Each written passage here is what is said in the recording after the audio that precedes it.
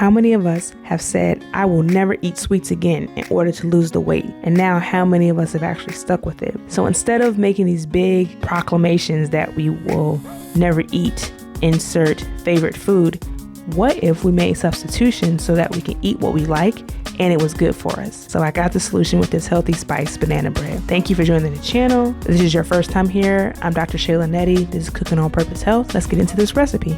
Everything will be specified down there in the box below, but the main difference is going to be that we're using oat flour. Now, please don't go to the grocery store and try to buy oat flour. You can make your own oat flour. All you got to do is get you some quick cook oats, the royal grain oats, that Quaker box or a non-name brand. It doesn't have to be that particular brand, and blend that up. Just throw it in the blender and it'll turn into a flour. So we're using 2 cups of that to 1 cup of regular flour, or you can do whole wheat flour. It makes all the dry ingredients together, particularly the cinnamon. Cinnamon is going to be really important because that's going to help with the blood sugar levels as well. The thing about a lot of breads that we tend to make, like these quick breads like banana bread, is we add so much sugar and then essentially you're just eating a dessert. I mean, it is a dessert technically, but if you're trying to start the new year a little differently than usual, I think you'll like this recipe a lot. Now, the bananas, if you're going to use bananas, well, you got to use bananas because it's banana bread, but you want to make sure it's very, very ripe. So the darker the skin, the more ripe the banana, which means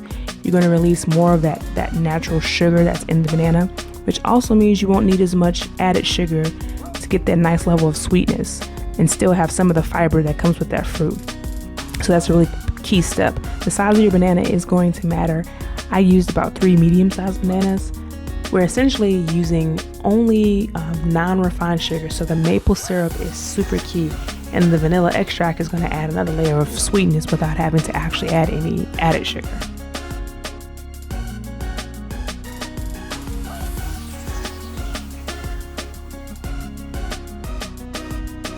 Now, this is a plant-based recipe, so I am using olive oil instead of butter as my fat. And then for my milk, I'm using a plant-based milk, soy milk. And what I did before I poured it in, I added some apple cider vinegar to give that buttermilk kind of consistency of curdles. But if you use dairy, feel free to use your favorite milk. But once you have set up your wet, then of course you'll add your dry to your wet. Now, I was stirring this and it wasn't the exact consistency that I liked. I will make sure that in the description box, it'll be the accurate amount of milk that I use. I just added about a half a cup more of milk to get a consistency like this, almost like a batter, like a pancake batter. And then you're going to add that to an already prepared loaf pan. What I do is I just spray it with some cooking spray, and then I add a little bit of flour to the bottom of it. Now, the kicker on top is going to be coconut sugar. You could use brown sugar, you could use white sugar, but I like to use coconut sugar just because it has a little bit more fiber than those sugars. It is still an added sugar, so don't think that because it says coconut sugar that makes it extra healthy, but just a different version that can somewhat help from the health side of things. And then once you bake it, I mean, look at this. It comes out beautiful. What I should have done is let it cool out of the pan. I forgot to do that, but luckily it didn't overcook too much. And so I like to present my baked goods like this, put them in a nice, what do you call this?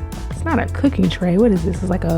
It's a cake pan platter thingamajigger. I'm not sure what you call it, but I love doing like this. And actually I did this in the morning time before my daughter woke up. So that's how quickly you can do this. It was so moist. It was so delicious. And it's a very quick bread to make. Especially if you do it on the weekend, it could be like a batch cook thing that you do, so you can have something quick to go with your breakfast. I think you'll really love this. I hope you enjoy it. Thanks for tuning into the channel, and I will see you the next time. Please subscribe.